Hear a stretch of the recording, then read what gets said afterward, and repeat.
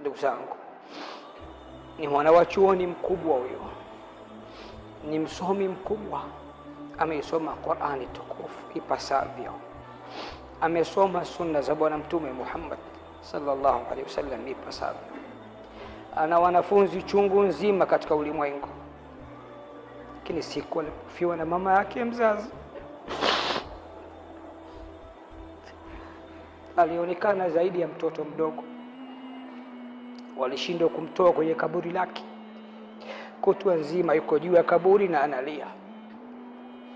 Ilibidi wamwache, wakasema mwacheni, pengine ataondoa dukuduku lake na atapumzika. Baadaye wakamuuliza, wakamwambia, si mara ya kwanza unapata msiba, tunakumbuka uliwahi kuzika mke wako kipenzi chako, uliwahi kufiwa na fulani na fulani na fulani katika jamaa zako. Kwa nini leo unafanya hivi vituko katika kaburi la mama yako? Ametamka maneno wa Waislamu,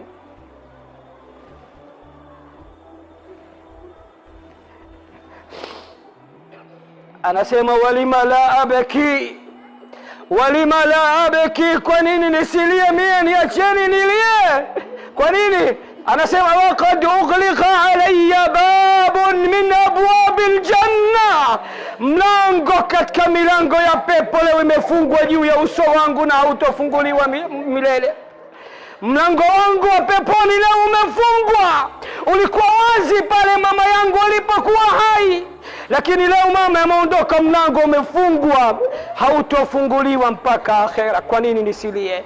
Kwa nini nisijute? Nimepoteza kitu chenye thamani katika ulimwengu huu. Mlango wangu wa peponi umefungwa milele. Nimepoteza mama yangu mzazi ambaye ndiye mlango wangu wa peponi.